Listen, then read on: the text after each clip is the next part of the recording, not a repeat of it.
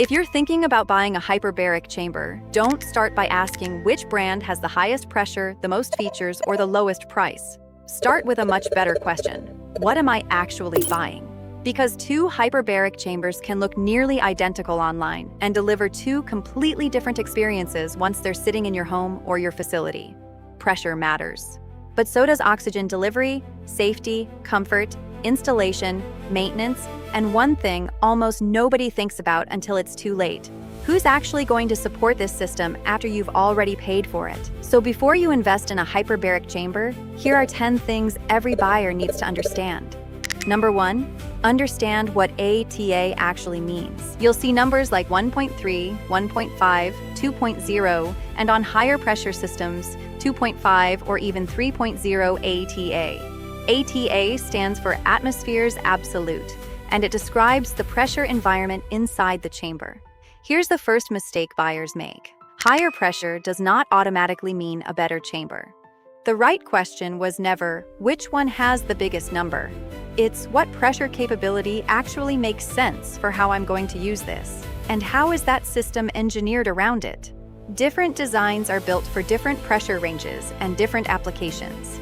A TA matters enormously, but on its own, it tells you surprisingly little about the complete system you're actually buying. Number 2, pressure and oxygen are not the same thing. This might be the single most misunderstood part of buying a hyperbaric chamber. Chamber pressure and the oxygen you're breathing inside it are two completely separate systems.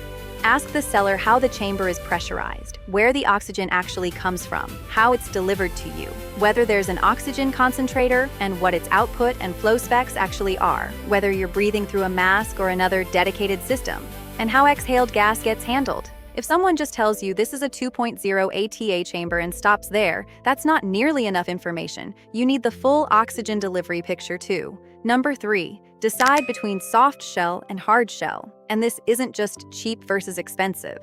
Soft shell chambers make sense when portability, lower pressure operation, limited space, or a lower upfront cost are the priority. Hard shell systems offer higher pressure capability and generally suit permanent installations, premium private environments, and professional or commercial settings, depending on the system. So the question was never, which one's better?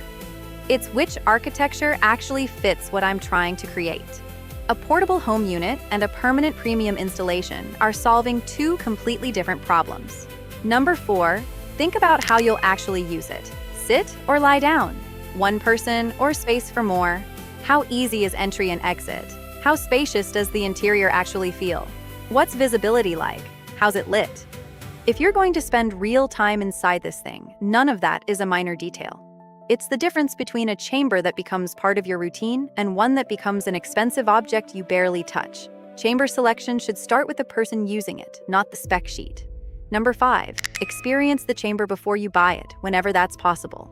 A photograph cannot tell you what a chamber actually feels like. It can't tell you how loud it is, how spacious it feels once the door closes, what the seating or lying position actually feels like, or what the whole environment is like while it's running. So sit inside it. Lie inside it, look at the controls, listen to it operate. Understand the process before you commit real money based on a PDF and a few product photos. Number 6, ask about safety before you ask about features. A touchscreen is nice. Ambient lighting is nice. A beautiful interior is nice. None of that comes before the fundamentals. Ask how pressure is controlled. Ask about pressure relief systems and emergency depressurization. Ask what controls exist inside and outside the chamber. Ask how you communicate in and out. Ask about oxygen management, what training you'll actually receive, and what happens during an unexpected interruption. A serious hyperbaric company should be completely comfortable walking you through all of it.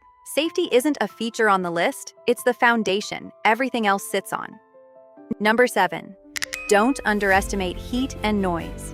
This is the thing you'll never think about while scrolling beautiful product photos, and the thing you'll absolutely notice the day after installation.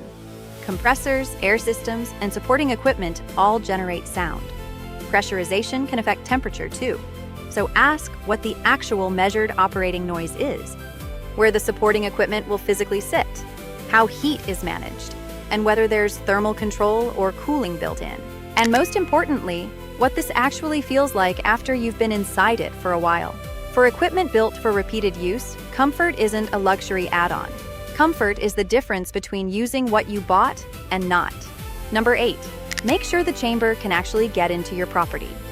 Before you order a hard shell system, don't just measure the room.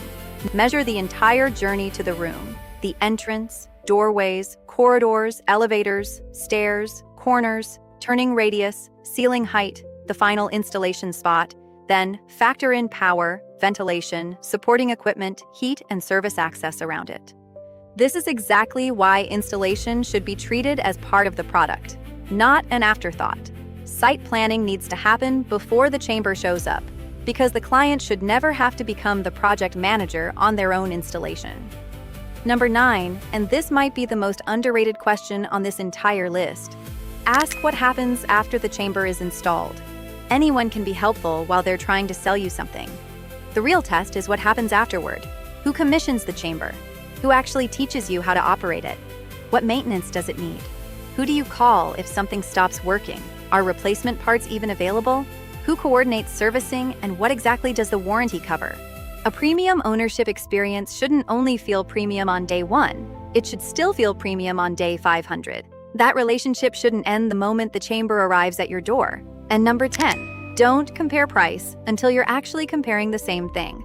You'll find hyperbaric chambers at dramatically different price points. But before you decide one company is expensive and another is cheap, make sure you're looking at the same product. Don't compare max ATA. Compare the engineering and the actual intended operating pressure. Don't compare chamber price. Compare the complete delivered and installed system. Don't compare an oxygen marketing claim. Understand the real delivery method behind it. Don't compare warranty length alone. Find out who's actually standing behind it. And don't compare a photograph. Compare the entire ownership experience. Sometimes the cheapest sticker price creates the most expensive ownership experience down the road.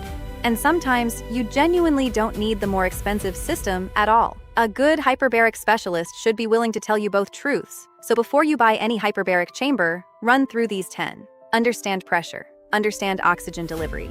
Choose the right architecture. Think about how you'll actually use it. Experience it in person if you can. Understand the safety systems. Factor in heat and noise. Plan the installation properly. Understand what support looks like after the sale. And only then, compare price.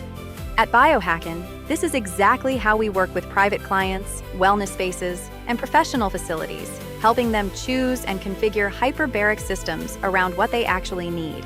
From lower pressure entry systems through advanced hard shell configurations at 2.0, 2.5, and 3.0 ATA, the goal was never to sell you the biggest spec sheet. It's to help you choose the right system and actually own it properly. If you're considering a private hyperbaric system, come visit Biohackn in Dubai or speak with our team for a private HBOT consultation. And if you're still researching, stay with us. Because next, we're breaking down one of the most misunderstood subjects in this entire space, 1.3 versus 1.5 versus 2.0 ATA, and what those numbers actually mean for you.